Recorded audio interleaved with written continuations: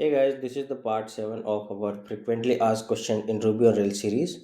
In this video, we will see 10 more frequently asked questions in Ruby on Rails. So let's start with the first question of this video.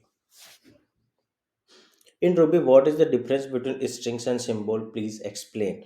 So string and symbols are two main important elements of Ruby programming, and in while developing a Rails application or while writing the Ruby scripts or programs, you will face to use the string and symbols. So you must know the difference between both string and symbol, as strings are mutables but symbols are immutable, and symbols are better in terms of memory management rather than strings.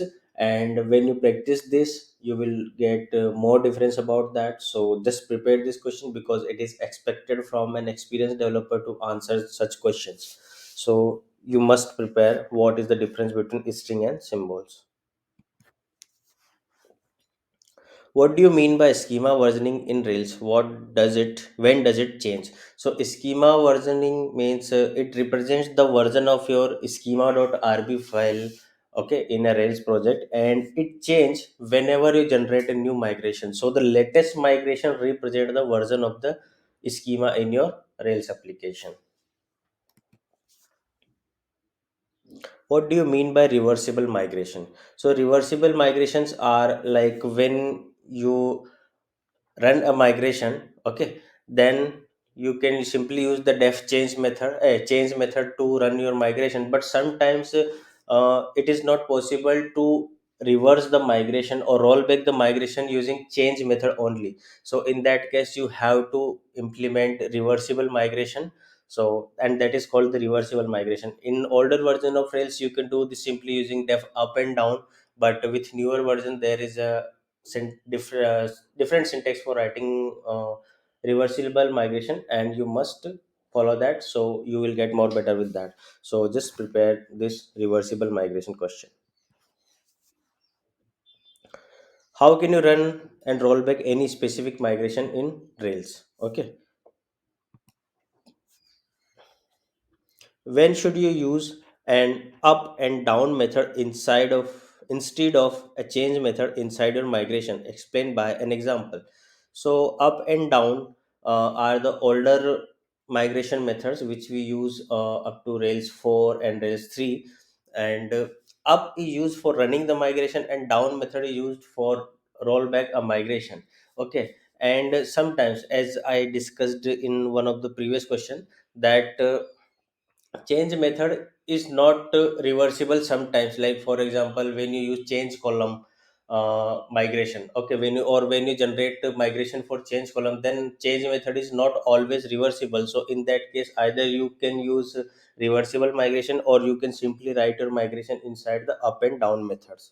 Okay, so just practice that, and you will know the difference between up down and when you should use up and down method instead of change. What is the shallow nesting of routes and when it is preferable to use? What do you mean by meta programming in Ruby? Explain how you can implement this in your program. So, meta programming is a technique to write programs for programs, and you can uh, execute you can uh, refactor your programs using meta programming. Like for example, if you have multiple methods which are doing the same thing, let's say if you have a user model, okay, and user has roles like admin, moderator, guest, and all that. So rather than defining method for each role, you can just simply create an array of roles, and then just iterate the array of roles and define method use the define method to prepare method for that. Okay, and using meta programming you can shorten your programs and you can write more effective programs. Okay, but this is the thing that you can get more comfortable with the practice, and it is expected from an experienced developer, let's say around 5 to 6 years of experience. But if you get chance to work on such concepts in early stage, then you can answer that as well. What do you mean by inject method in Ruby? So inject is an array method, and you will get to know about this when you practice this. What is the difference between equal and equal method in Ruby? So both are the hash methods, equal and equality, and both check the equalities. Okay, equality of hashes, but the one method, the equal method, will check the equality of hashes, but the equal method will check the object IDs of equality of objects, you can say. Okay, here the references of object cannot be different. Okay, so just practice this and you will get more better about that. What is the advantage of using hash over an array in Ruby? So both hash and array are data structures in Ruby that we can use to store a collection of data.